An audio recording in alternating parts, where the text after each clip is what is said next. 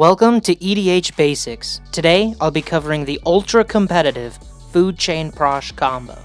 I'll be highlighting all the basic information you'll want to know. We'll explore how the Food Chain combo works, the importance of mana ramp, and how this strategy achieves consistent results. If you're wanting to take your game to the next level, or are curious what this cEDH stuff is all about, you've come to the right place. Before we jump into the Food Chain combo, I feel it's important to cover the dragon behind it all, Prossh, Skyraider of Kher.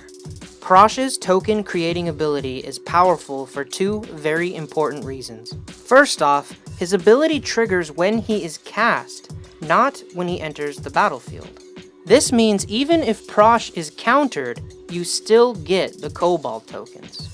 Secondly, the number of Cobalt tokens he creates increases whenever you have to recast him. Essentially, every time he dies, he gets a little stronger.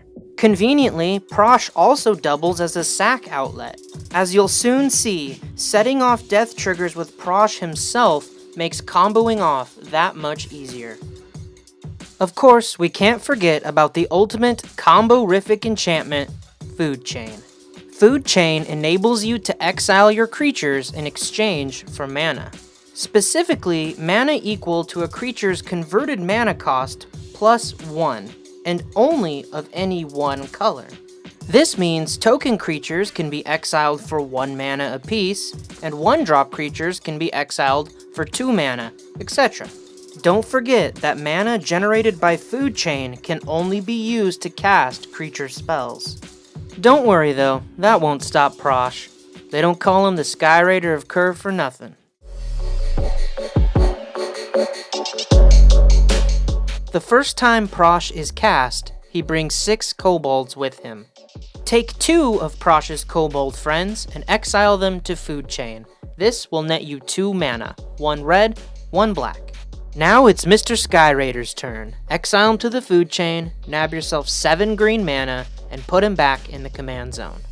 Congratulations, you now have 9 mana, 1 black, 1 red, and 7 green.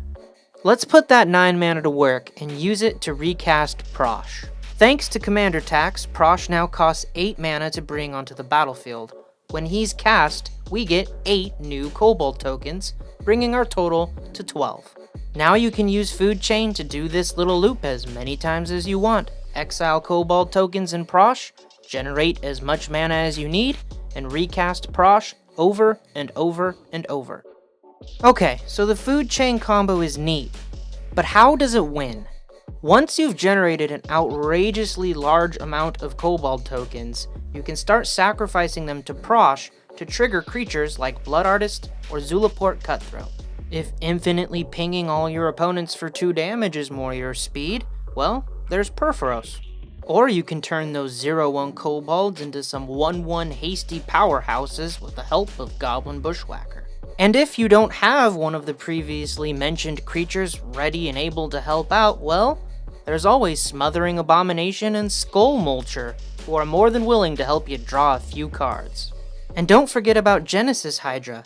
Not only does he have a handy cast trigger like Prossh, he also can nab any permanent you need and put it right on the battlefield.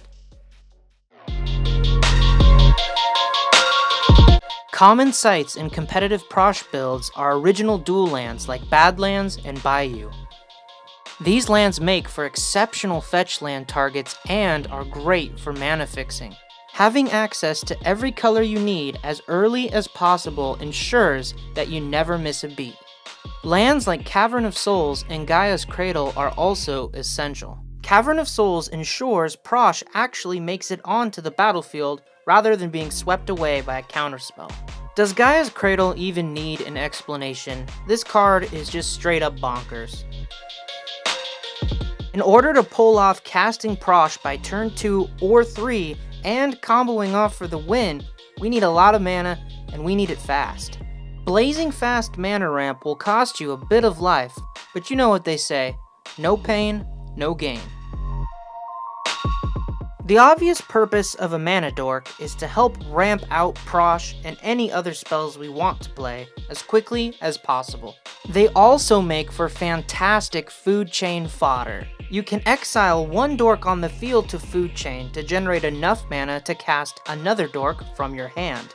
The goal is to exile enough dorks to generate enough mana to get Prossh on the field. If you can accomplish that, odds are you'll win the game.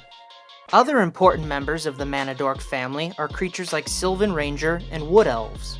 As I stressed earlier, mana fixing is incredibly important.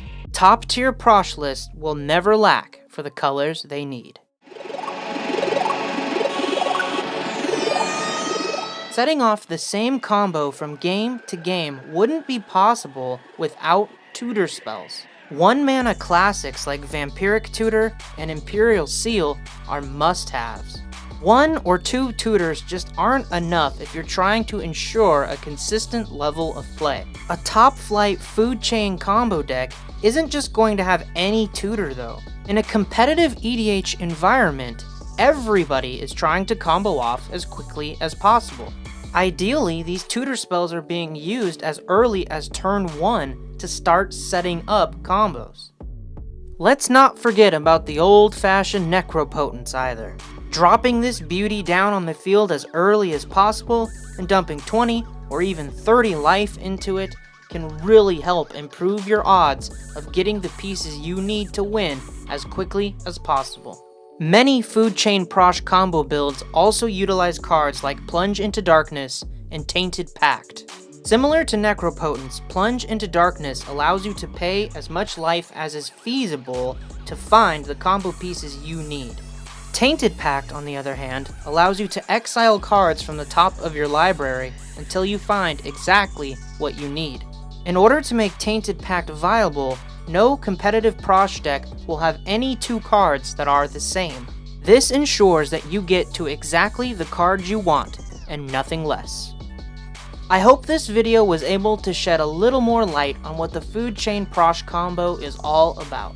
There's far more to learn about a competitive Prossh deck than what I've showcased in this video. I encourage you to check out the primers I've linked in the description. They go into even greater detail about this Jund powerhouse.